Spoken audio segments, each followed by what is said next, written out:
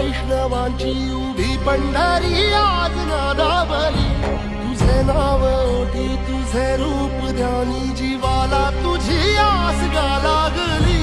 जरी बाप साऱ्या जगाचा परी तू आम्हाले कराची विठू माऊली